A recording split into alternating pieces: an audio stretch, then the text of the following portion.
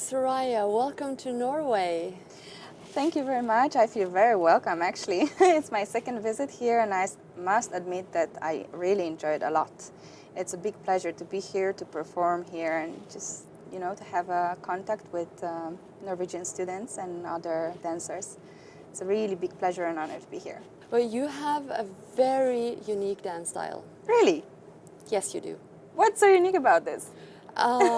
It's just very graceful. It's just very special. I'll be blushing now. It's just Soraiya's flavor, I think.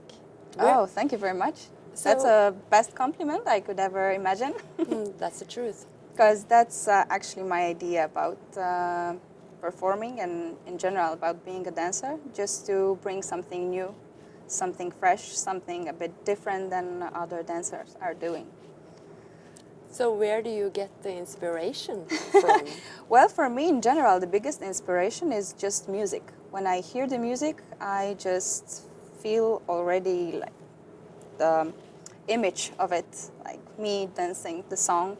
What I'm trying to do is not really watching other dancers performing the same piece, because I really don't want to influence myself in any way. I just try to find my way, for interpretation of each song.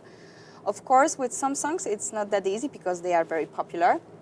And then what can you do? It's just add your own flavor, like face expressions or some gestures or some small details that will just make it a bit different.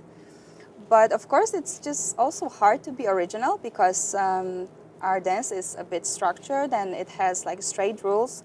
So just to have a correct interpretation, of course, you have to just keep yourself somehow, with some limits. But of course, you can add your personal flavors, and that's what I'm trying to do.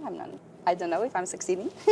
What I try to have on stage is strength, like feminine strength, charisma, because it's very important just somehow to catch the audience, and a lot of emotions, really a lot of emotions. This is the basic thing for me. That's why sometimes, even when I watch my own videos, I feel like I'm just lost in the music a bit. I just, of course I know myself, so I see it, but I believe audience can also see that there's a lot of true things in the dance.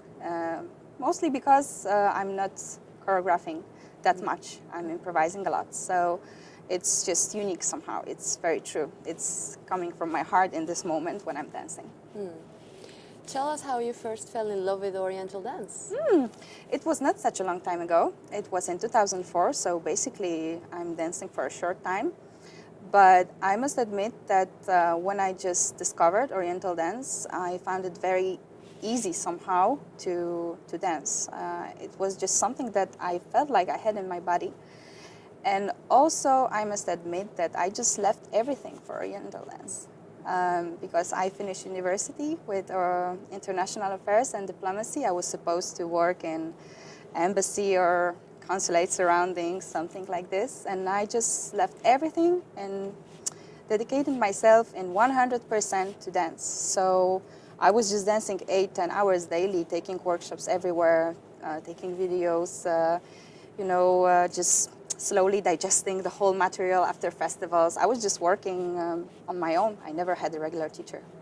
Where did this happen, in Poland? No, I was living in the United States then. And by accident, I discovered oriental dance because I've been dancing for all my life, like other styles. And in general, I was very much connected with sport and fitness and this kind of physical things. But when I discovered oriental dance, I just realized that this is something I was searching for all my life. And right now I'm very happy and lucky that I can do what I really love.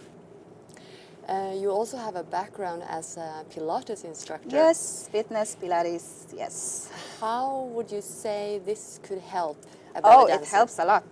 It gives a lot of flexibility and strength to bodies. So I believe it's really necessary for oriental dancer to pay attention to her condition and also to flexibility.